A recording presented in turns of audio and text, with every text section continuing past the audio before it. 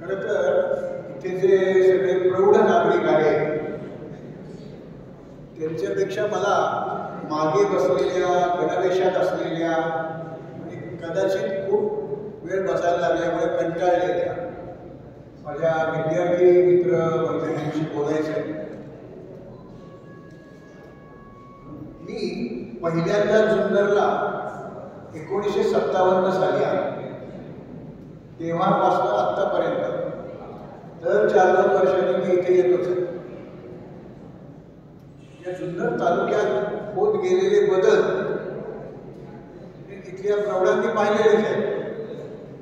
पण अशा एक जुन्नरमध्ये येऊन संबंध जुन्नरचा परिसर, जुन्नर तालुका आणि जुन्नरचा परिसर असं रंगीत फोटोंच्या माध्यमातून बघायला मिळेल असं मी जेव्हा 57 साली आलो तेव्हा मला वाटलं नव्हतं.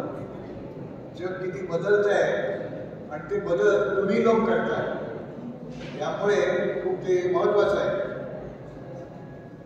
मी कॉलेजमध्ये वनस्पती शास्त्र शिकवतो साधारणतः 1971 पासून 2008 सालापर्यंत.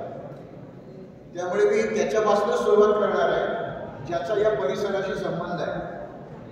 परवाच माझ्याकडे मुंबईचं जे BNHS Bombay natural history society या नावाचं एक संस्था आहे, त्यांचं हे हॉर्नबिल नावाचं एक त्रैमासिक आहे. या त्रैमासिकावर मला लांबून मी दिसत नसेल पण एक चांदणीसारखं साधारणपणे मरून किंवा लाल रंगाचं एक फूल आहे आणि इथे पानं दिसत आहेत. असं काही दिसतंय का तुम्हाला इथं? तर हे कशाकरता मी दाखवलं तर या वनस्पतीचा शोध डाल्झेन या नावाच्या एका शास्त्रज्ञांना 1885 साली लागला आणि ती जी वनस्पती आहे ती वनस्पती फुलावर असताना शिवनेरी किल्ल्यावर पहिल्यांदा नोंदली गेली. म्हणजे आणि हे जगामध्ये अत्यंत दुर्मिळ असलेलं झाड आहे.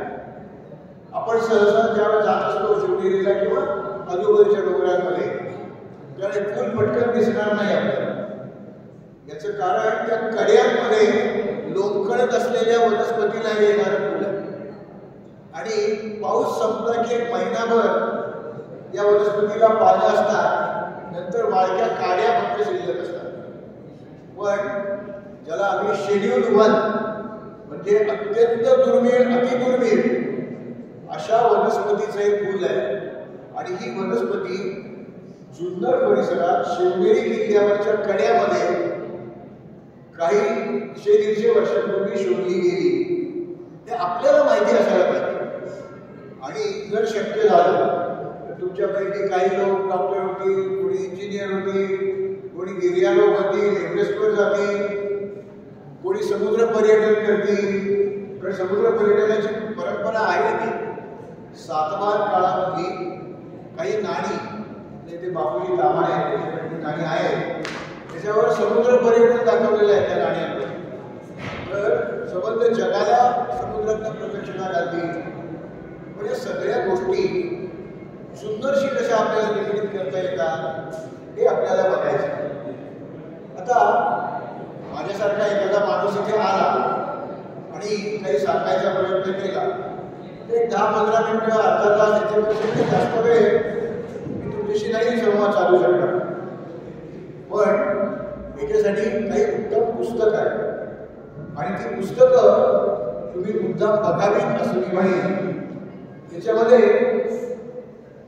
आता मी सातवाहनाचा बोलता बोलता उल्लेख केला तर एक 1.5 महिन्यापूर्वी माझंच एक पुस्तक आलं. ते माझं पुस्तक आहे म्हणून नाही आलं, तुम्हाला माहिती कशातनं मिळेल. तर कोण होते सातवाहन असं त्या पुस्तकाचं नाव आहे. सातवाहनांचं आपण स्मरण कशासाठी करायचं? 2000 वर्षापूर्वीचं हे राजकारण आहे.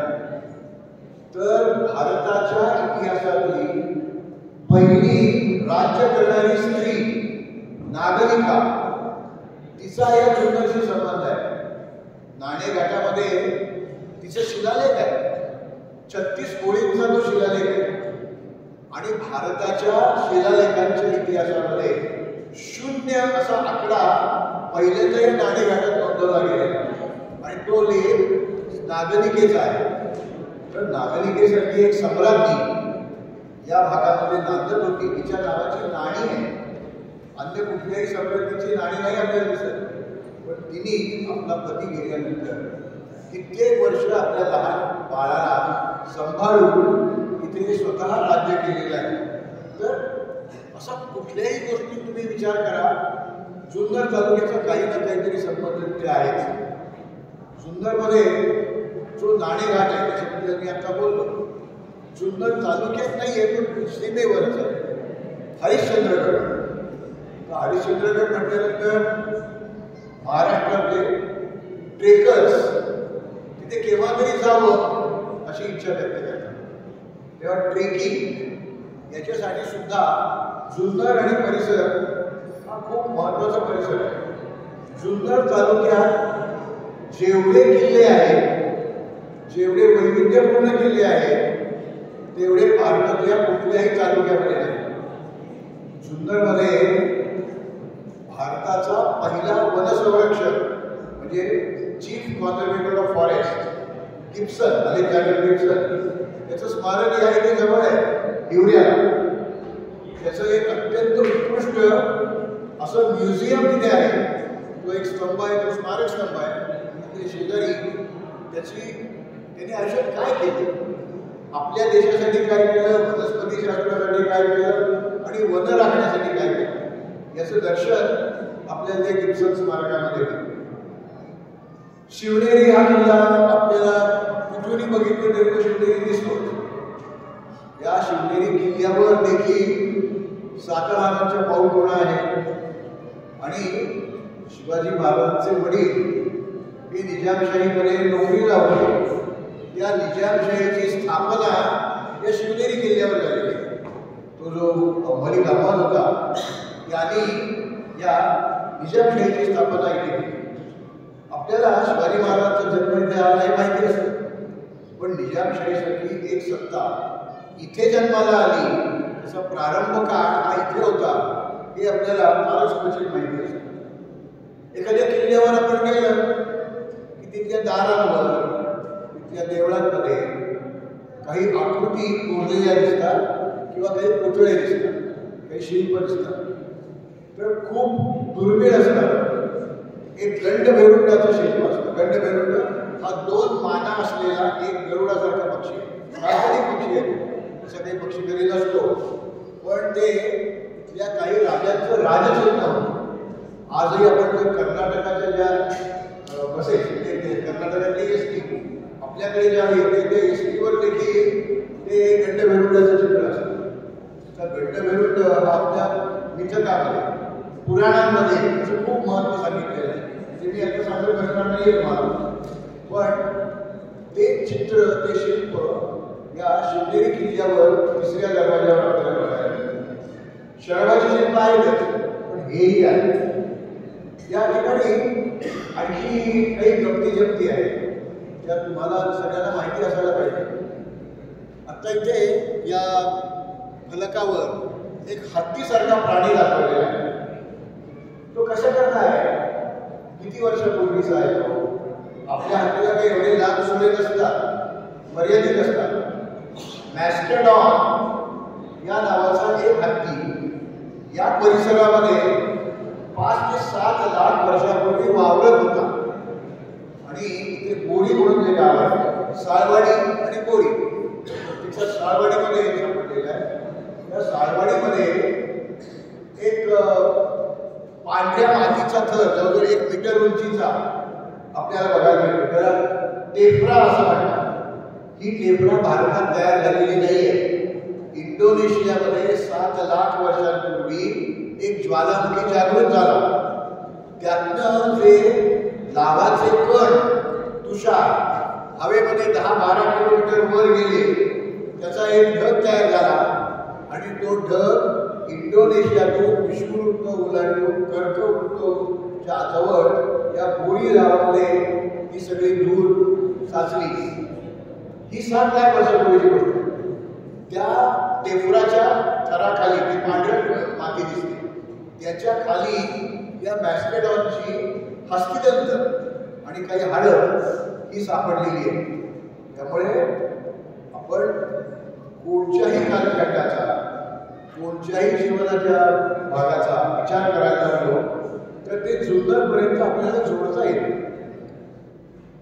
या जुन्नरमध्ये आपल्याला शिवाजी महाराजांचा जन्म झाला, त्यांनी कसं स्वराज्य स्थापन केलं सगळं माहिती आहे.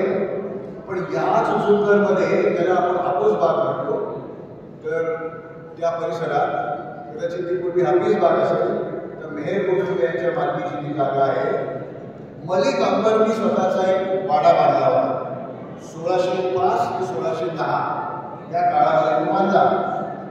1618 ते 1621 अशी 3 वर्ष ज्यांनी ताजमहाल बांधला असं आपण समजतो, तो शहाजहान आपली पत्नी मुमताज आणि आपली सगळी मुलं घेऊन तिथे जुन्नरला आला होता. 1618 ते 1621 या मलिक अंबरच्या हापशी महालामध्ये त्यांनी मुक्काम केला होता.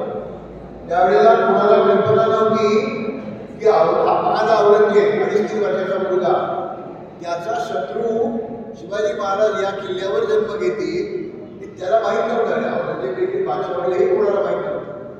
तर त्या औरंगजेबाने नंतर हा किल्ला ज्याला ताब्यात घेतला तर त्याला त्या नक्की स्मरण किंवा जागरूक झाले. परत या हापशी महालामध्ये आला होता, आपल्या बालपणी आपण कुठे राहिलो ते बघण्यासाठी. तर कोणत्याही दृष्टिकोनातून आपण जुन्नरचा विचार केला तर ते होऊ शकतं. आता कदाचित तुमच्या काही लोकांना असा प्रश्न पडला असेल की हे सगळं आम्हाला कशाला सांगताय, आम्ही काय आर्ट्स लावत, सायन्स लावत, कॉमर्स लावत, जे काय असेल ते इंजिनिअरिंग क्लास केलं. तर तुम्ही कोणत्याही क्षेत्रात असाल त्या दृष्टिकोनातून इथे बघण्यासारखं खूप आहे. या इथे एक फोटो मी आता येताना बघितला. खरमाळे साहेबांनी तो पहिल्यांदा उजेडात आणलं. डोंगराला आरपार पडलेलं चित्र आहे आणि तशी चित्र हरिश्चंद्रगडावर आहे, मल्हारगडावर आहे, अनेक ठिकाणी आहे. तर ज्याला आपण साहस पर्यटन असं म्हणतो, तर त्याला देखील या भागामध्ये प्रचंड वाव आहे. मी एक पुस्तक लिहिलं होतं, त्याच्या दुसरी आवडती पण संपत झाली आहे. जुन्नर हा महाराष्ट्रातला पहिला पर्यटन तालुका म्हणून जाहीर झाला. ज्यावेळेला असं ते वर्तमानपत्रात आलं की मुख्यमंत्र्यांनी घोषणा केली की जुन्नर हा पहिला पर्यटन तालुका असेल, तर लोक म्हणाले ओझर, लेणी आणि शिवनेरी एवढं सोडलं तर जुन्नरमध्ये पाणीसारखं आहेच काय. तर त्याला उत्तर देण्यासाठी मी ते पुस्तक लिहिले की जुन्नरमध्ये काय काय आहे. जुन्नरच्या जवळ ओतूर आहे. ओतूरला तुकाराम महाराजांचे गुरु चैतन्य प्रभू ते तिथे राहत होते, त्याची समाधी आहे तिथे. तिथे ते जे शिवमंदिर आहे त्या मंदिरावर तांदूळाच्या पिंडी करतात. 5 पिंडी एकावर एक कोरडे तांदूळ असतात. आपण शिजवलेल्या भाताचे पण असे गोळे एकमेकावर नाही उभे करू शकतो, ते तिथे केलं जातं. अशा खूप अगदी वेगवेगळ्या गोष्टी या जुन्नर तालुक्यामध्ये आपल्याला बघायला मिळतात. रमेश खरमाळ्यांच्यामुळे मला ती एक जागा पाहायला मिळाली. ती जागा अशी की एक साधारणपणे मोठ्या टेबला एवढा दगड आहे आणि त्या दगडावर कुठलाही दुसरा दगड किंवा काठी किंवा सोटा त्या दगडावर आपटला की त्यातनं धातू नाद येतो, मेटॅलिक साऊंड येतो. त्याला दुर्गा देवीची घंटा असं तिथले लोक म्हणतात. भाजवीच्या पुढे दुर्गवाडीच्या तिथे ती जागा आहे. तर तिथली माणसंच बोलकी आहे कसं नाही, तिथले दगड पण बोलके आहे.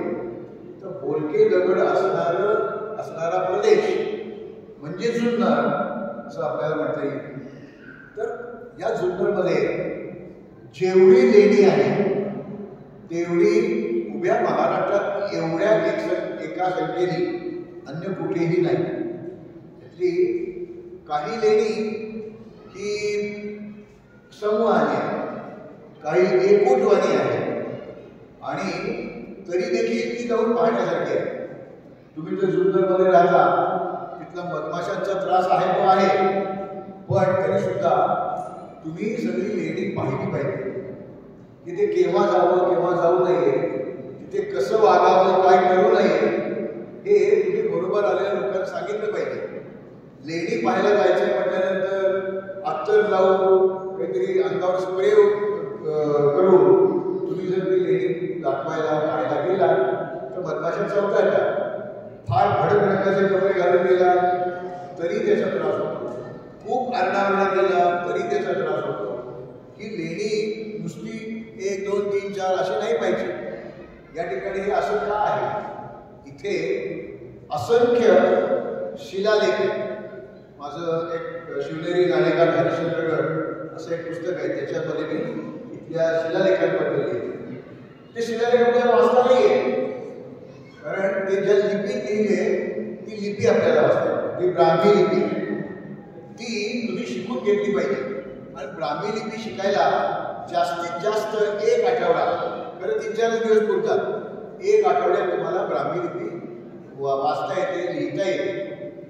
तर ज्यावेळेला तुम्ही जुन्नरला आलेल्या लोकांना ती लेणी दाखवायला जाल तर तुमच्याकडे जर ते ब्राह्मी लिपी वाचता येण्याचं शिक्षण असेल तर तुम्हाला ते वाचून दाखवता येईल की ते कोणत्या राजाने काय लिहिलं आहे इथे, हे आपल्याला या इथे बघायला मिळतं. तर ते तुम्हाला येणं खूप महत्त्वाचं आहे. मी पुण्यातून काही वेळेला आमच्या मराठी विज्ञान परिषद पुणे विभाग या इथे शालेय विद्यार्थ्यांना इथे अनेक वेळा घेऊन आलो. कशासाठी? तर पुण्यात जर बसलं आणि रात्री आकाशात पाहिलं तर चंद्राशिवाय काही दिसत नाही, फार फार तर शुक्र दिसतो. पण इथे जर गिरवलीला एक पुणे विद्यापीठाने वेधशाळा काढली आहे तर या भागामधनं आकाश निरभ्र दिसतं, म्हणजे आकाशगंगा पण आपल्याला दुसऱ्या डोळ्यांनी पाहता येते. इतर फार थोडी ठिकाणं अशी आहे की इथे असं रात्रीचं आकाश दर्शन करता येते. तर आकाश दर्शनासाठी जुन्नर आणि जुन्नर परिसरातले डोंगर ही अत्यंत आदर्श जागा आहे. या नाणेगडाचा जो नानाचा अंक आहे त्याच्यावर जर आपण उभं राहिलं तर 360 डिग्रीतलं आकाश त्यावेळेला आपल्याला तिथे पाहता येते. तर इथे काय नाही आहे असंच विचारावं लागेल. या जुन्नर